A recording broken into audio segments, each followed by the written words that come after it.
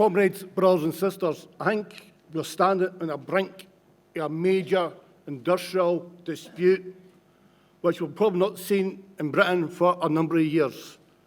We've just seen the election, the result of 97% yes vote in Holy Roll Mill Group and 95% yes vote in Parcel Force Group, with a 76% turnout, which actually smashed all the anti-trade union laws to smithereens and put. But I tell you what, the mood is so strong in the workplace right now.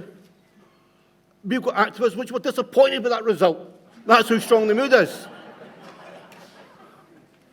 So the question is, how did we get that result? And it's right, we did use the social media. We did do that. We did use Twitter. We did use Facebook. And it was great to see these things on Facebook and Twitter and all the rest of it. But what was better for me was standing on the gate and talking to my members day in, day out. The old ways of getting our members up for strike action has never changed. It's putting the arguments to them, but we're kicking an open door. Because I'll tell you this now, the culture in Royal Mail is actually disgraceful. You look on Facebook every week of the year, there's some unit out on strike. And 99% of the time, because the bullying and the harassment you get off management. You've got these PDAs now. And we go and use them, people scan out your doorstep and that.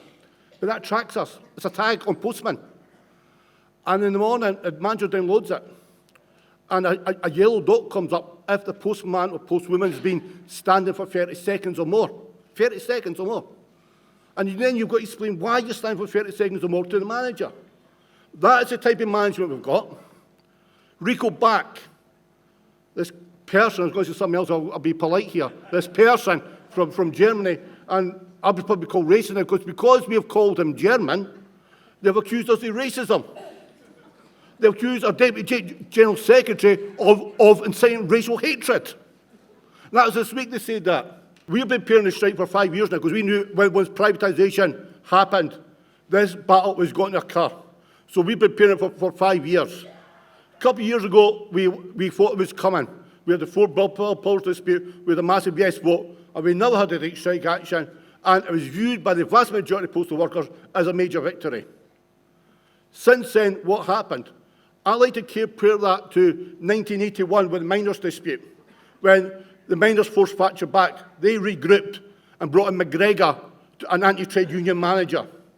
They brought in Rico back, a horrible anti-trade union manager, to take us on. But he's taken on 115,000 angry posties, and be better prepared for a fight here.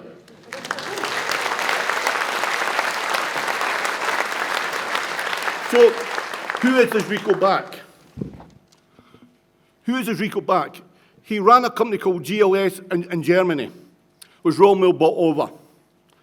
GLS had undercover German reporters gone into the company, and this is how they reported it: slave-like conditions. That was on the German TV, undercover report of slave-like conditions, people working 16, 17 hours a day to make ends meet. That is the condition he wants to bring into Royal Mail. That's the conditions he wants to bring into this. He wants to bring us into the gig economy and bring us down to the lowest term possible. So this is a fight of our lives, as we've said, as a fight. So what has he started off with? He wants to put out our Parcel Force members, but still stay in the Royal Mail group. What is behind that? He wants to break up Royal Mail into small sections and sell us off to the capitalist vultures, which they are. So he then wants to change the package strategy and ditch letter strategy. What that'll mean overnight, anything over shoebox size will be taken by some other drivers. Overnight, 20,000 postal jobs go. That's what he's talking about. USO, Universal Service Obligation, is up for renewal next year and review. 6-day service. He has refused to give a commitment to actually defend it with us. Another 20,000 jobs will go. So what we're fighting for here is 40,000 reasonably paid jobs and a public service, which people want.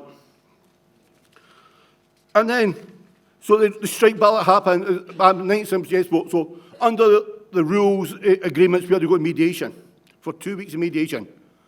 2 weeks of mediation, they were not interested.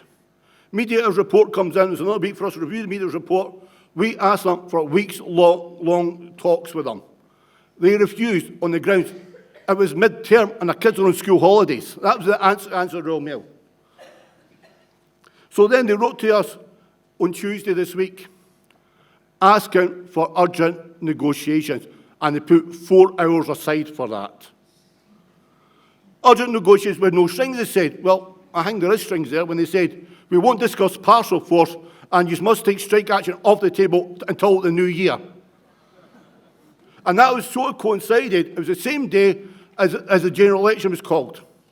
So I strongly believe Boris Johnson has tapped him the wing, said, I don't want any fights on the streets, I don't want any strikes when the general election's on, because that'll make the class action in the forefront of the general election, and he does not want that. And make it clear is this: we will take strike action during the general election.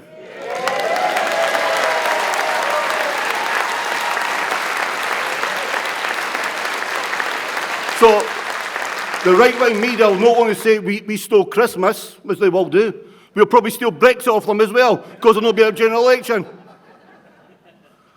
So they're saying, they wrote to our members today, saying they don't know why he's one going to strike. We've offered Royal Mail talks. But it's announced to us that yesterday they've just had a £500 million investment to build new parcel depots, mass parcel depots. They're recruiting 5,500 casual labour as we speak to deliver packets between 11 in the morning and 7 at night. They're preparing for a battle. The battle lines have been drawn. We are now going into the biggest battle, I think, at Royal Mail since 1971, which was a 7-week strike, and I wouldn't realise it would be out for longer than a 7-week strike. I think it's going to be the biggest battle we've seen in Britain for a number of years. We have called a special postal executive committee meeting on the 13th of November, where the ballot dates will be announced. It's up for consultation in this next couple of weeks, and I'll tell you something. On 14 days after the 13th of November, that weekend coincides with Amazon Black Friday and Cyber Monday.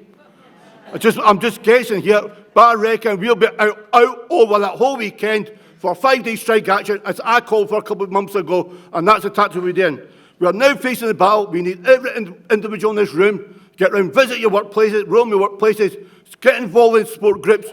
We're in for a fight to the finish. We need support every single trade union and socialist in this country.